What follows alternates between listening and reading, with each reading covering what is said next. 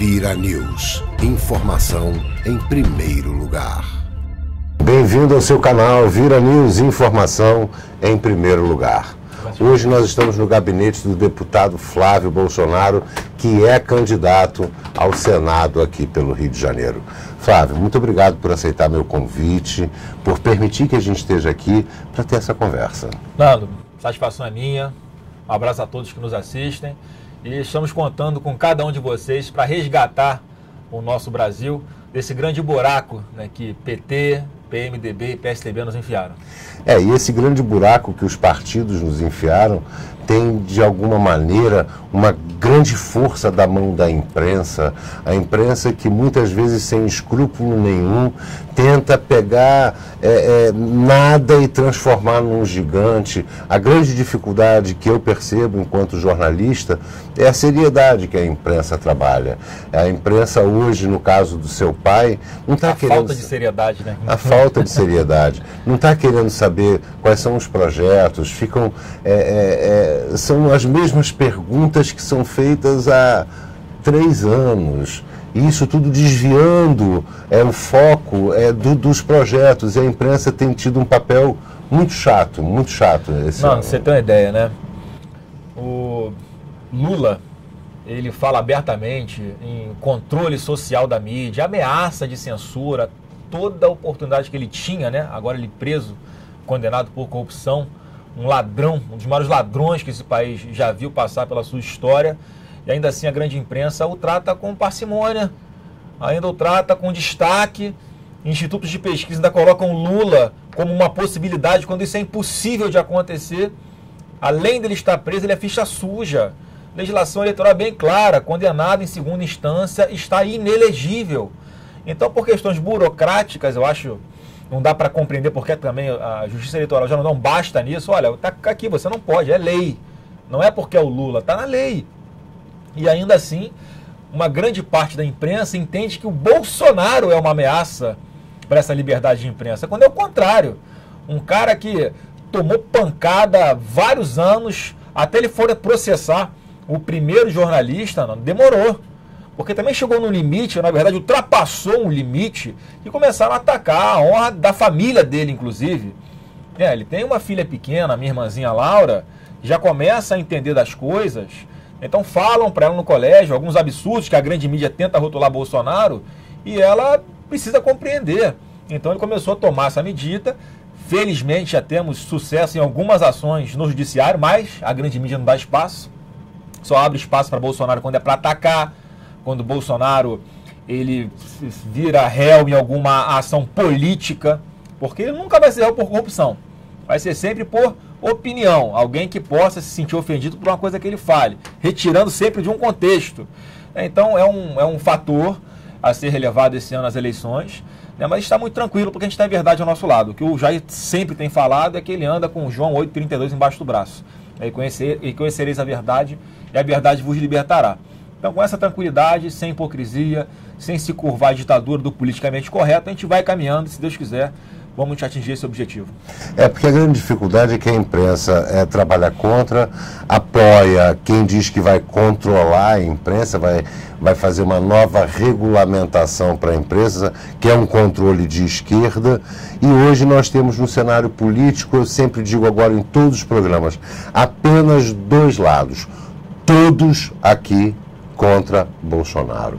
Estes todos representam a continuidade do que está fazendo mal ao Brasil, ou Jair Bolsonaro, que representa a esperança, a solução para salvar o Brasil desse caos que foi instalado nesses últimos 30 e poucos anos e que está representado por todos os partidos.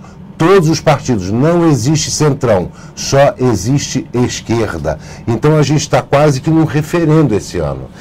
Não quero que o Brasil ande para frente, quero que continue mal do jeito que está. Ou, sim, eu quero dar um voto de esperança e de oportunidade para o Brasil, que é o que é representado por Jair Bolsonaro. Ô, Nando, não é porque o Jair é meu pai, não. Eu acho que ele é o melhor disparado, a pessoa mais preparada que melhor conhece o Congresso Nacional, sabe como lidar com o Congresso como ninguém, é a pessoa que tem a consciência que ninguém faz nada sozinho, é o que tem independência para escolher um time de ministros em todas as áreas que são importantes e vitais para o desenvolvimento do nosso país, para a melhoria na educação, na segurança pública, na economia. E eu falo que, assim, além de eu achar que ele é o melhor, tem muita gente que não acha. O Bolsonaro é despreparado. Para essas pessoas, eu peço a seguinte reflexão. Pense que Bolsonaro pode até não ser o melhor, mas ele é o único, como você está falando, Nando, é o único capaz de dar um novo direcionamento para o nosso país para poder combater todas essas mazelas. São 14 milhões de desempregados oficialmente. Isso porque o governo não computa como desempregado aquele, por exemplo, que recebe Bolsa Família. Aquele que não está procurando emprego, o governo trata como se estivesse empregado. Então é muito mais gente desempregada. E como é que você resolve isso? É você criando aqui circunstâncias para que o empreendedor possa investir o seu dinheiro, não na aplicação financeira, tem todo o direito de fazer, mas em geração de emprego, em abrir um comércio, em abrir o seu próprio negócio, uma padaria, um bar, um restaurante, um hotel, uma birosca, uma fábrica de bolo, de doce em casa, qualquer coisa. Só que é tanta burocracia, meu irmão, é tanto imposto que você tem que pagar, que as pessoas preferem não arriscar, ou ficam na informalidade, ou investem o seu dinheiro em alguma coisa especulativa que não vai trazer emprego e renda para aquela determinada região, para aquela comunidade.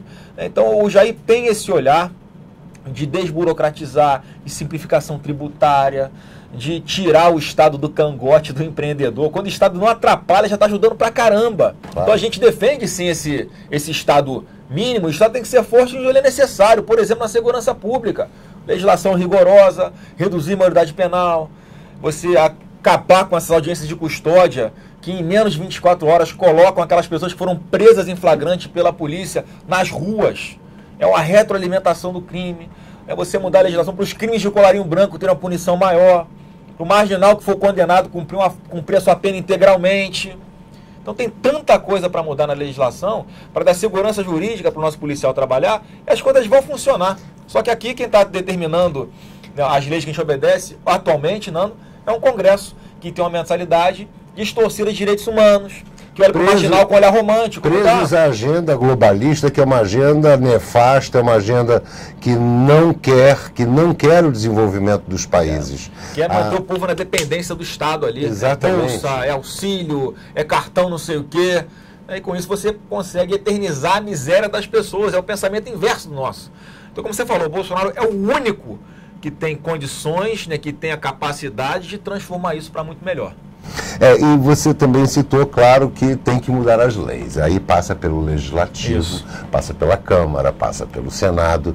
Então a importância do Bolsonaro, as pessoas que vão votar no Bolsonaro terem consciência que também tem que votar em um candidato a deputado federal, candidatos a deputados estaduais, que estejam coerentes com esse planejamento de resgate do Brasil, porque o Bolsonaro vai precisar, como presidente, ter uma bancada forte. É fundamental, inclusive, Nando, essa foi uma das coisas que eu relevei na hora de decidir para qual cargo eu concorreria.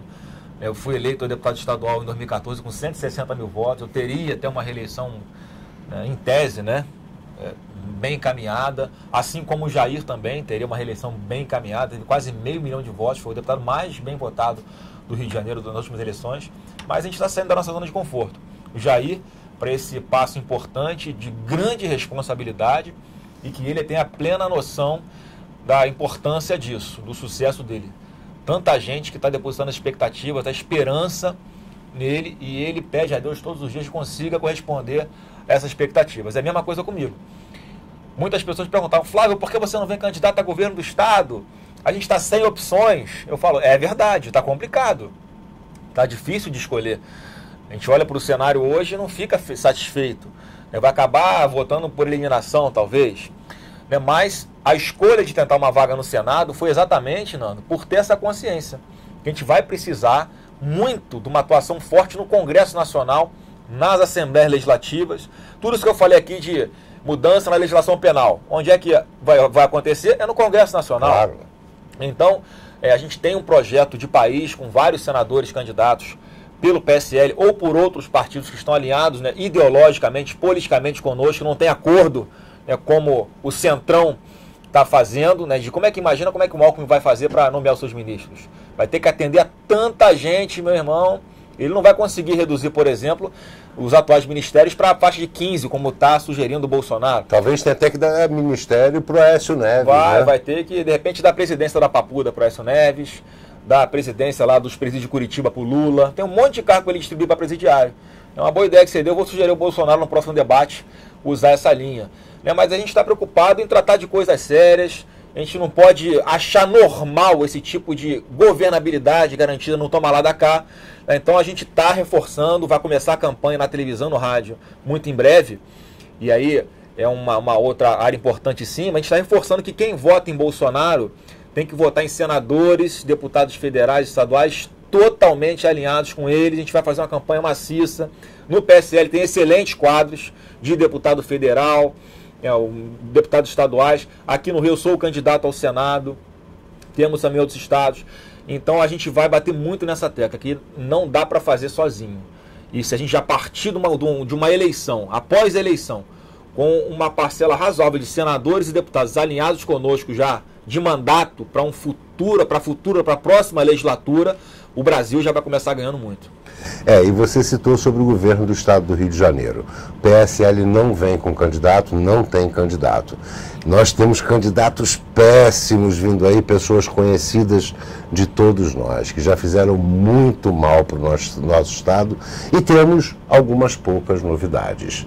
E talvez a grande aposta seja em alguma novidade que parece ser melhor do que os que nós já conhecemos e que não servem. Qual o seu posicionamento hoje, nesse momento, com relação às candidaturas ao governo do nosso estado? Eu acho que independente de quem vencer essa eleição, o próximo governador vai viver de pires na mão lá em Brasília para o presidente Bolsonaro. E a gente, tendo ele na presidência, certamente o olhar aqui para o Rio vai ser um olhar diferenciado, ainda mais porque eu acredito também na minha eleição para o Senado Federal aqui pelo Rio de Janeiro. Eu vou poder fazer essa interlocução com muito mais velocidade, com muito menos burocracia, com muito mais empenho, porque o Jair é o único que tem falado, Nano, na redistribuição orçamentária, no novo olhar do Pacto Federativo, que hoje quase 60% do orçamento dos nossos tributos, nossos impostos que a gente paga, ficam com a União. E está na proposta, no plano de governo do Bolsonaro, ele inverter essa lógica. Você progressivamente fazer com que o dinheiro do contribuinte chegue nos municípios, que é onde está o problema. Quem sabe de verdade, Nando, onde é que está o problema daquela região, daquela comunidade, é o vereador, é o prefeito. E hoje, grande parte, quase a totalidade das prefeituras estão falidas. Falidas. Porque exige-se muito do prefeito, dos vereadores, de consertar o buraco na rua, de resolver o problema da saúde, de ter também uma participação importante na segurança preventiva, o investimento na educação, em especial na primeira infância, nas creches. Isso tudo é responsabilidade do município. E, no entanto, essa responsabilidade não vem acompanhada dos recursos que são necessários para isso. Então, eu acredito que com um governo Bolsonaro, com os 4 anos, pelo menos, já consiga colocar muita coisa disso em prática, a vida da população vai melhorar bastante, os municípios vão começar a respirar um pouquinho mais aliviados e também os governos estaduais. Eu desconheço, mais uma vez, Bolsonaro é o único que com isso está mostrando que não tem programa, não tem um plano de poder. Ele tem um plano de nação. E é o único que está abrindo a mão de recursos e de poder por aquilo que ele acredita que seja melhor para a população brasileira. Eu vou ter que mais ou menos refazer a pergunta de outra forma. Nós nas redes sociais estamos percebendo o seguinte: para o governo do estado, muita gente optando pelo André, por ele ser do partido PRTB, que é o partido do candidato a vice-presidente, que é o general Mourão, e muita gente também partindo para o apoio ao juiz Wilson Witzel, ou Witzel, não sei bem. Witzel. Isso. E assim, o nosso grupo está muito dividido. Vai haver algum direcionamento do partido ou a ideia é deixar realmente todos livres para escolherem e apoiarem o candidato que acharem que deva ser? Como não tem uma unanimidade dentro do PSL com relação ao governo do estado, na nossa convenção ficou decidido que a gente ia permanecer neutro com relação a governador aqui no Rio, pelo menos no primeiro momento, no primeiro turno. Tá? Com isso, os nossos candidatos e os nossos eleitores têm essa liberdade de escolher aquele que melhor ele acredita que vai fazer o trabalho para o Rio de Janeiro. Então tem muitos falando do André Monteiro, que é um bom nome, tem muitos falando do Wilson Witzel, que é um bom nome também. A gente tentou, inclusive, conversar, mas a conversa não avançou muito, não por nossa vontade, por outros fatores. Tá? Agora, tem candidato que está apoiando o Romário, tem candidato que está apoiando outros candidatos, candidato nosso, do PSL. Então a gente deixou em aberto essa liberdade. Eu já tive em palanque junto com o André Monteiro, já tive em palanque junto com o Wilson Witzel, já tive em palanque junto com o candidato a vice do Romário, que é o Marcelo Delaroli, lá de Maricá. Então a gente tem um olhar, né, para a campanha de governo do Estado, né, que está bastante liberado. Tá? Mas por enquanto, pelo menos, não há uma orientação de abraçar esse ou aquele candidato. Vai ficar a critério dos nossos eleitores, mas a gente sempre vai insistir de que é exemplo que a gente está falando, Nando, de ter uma coerência, né, quem vota em Bolsonaro escolher os candidatos aí, senador e deputados, também um alinhamento com o governo do Estado. Aí vai ficar a critério do eleitor. Ok, então fica a liberdade para todos os eleitores de Bolsonaro, Rio de Janeiro, para que escolham o seu candidato ao governo do Estado e que, por favor, escolham pessoas sérias. Tem muita gente vindo aí que realmente não merecem voltar a sentar na nossa cadeira. Última pergunta. Legislativo forte em Brasília, eu acompanho bem de perto Márcio Labre, um grande guerreiro, uma pessoa que está antenado em termos políticos amplos e geopolítica também. O que você acha de pessoas como Márcio Labre nessa campanha, com essa possibilidade de vitória e estarem representando no Congresso Nacional? Nando, eu fiquei muito feliz quando soube que o Márcio Labre queria concorrer a deputado federal. Né? É uma pessoa super qualificada, inteligente, que já tem um trabalho na mídia, né, independente fantástico, que eu sigo, sou seguidor do programa do Lábrio. É uma pessoa de peso, literalmente. Literalmente. Mas é um excelente nome. Quem não conhece ainda, faça uma pesquisa. Eu indico o nome dele também. É um quadro fantástico para batalhar lá no Congresso Nacional, que não é fácil.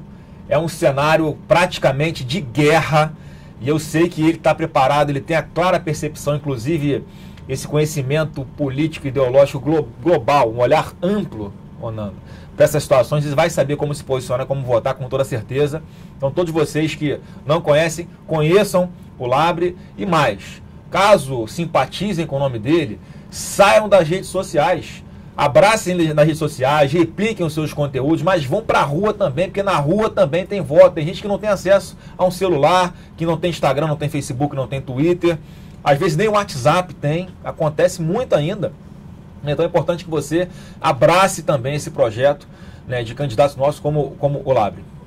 Ok, então para você, eleitor, pense bem, vote certo, vote em pessoas sérias que realmente podem recolocar o nosso país no eixo, no caminho certo. Temos bastante candidatos sérios e a nossa intenção é exatamente essa, como a sua, como a do seu pai, reconstruir o Brasil.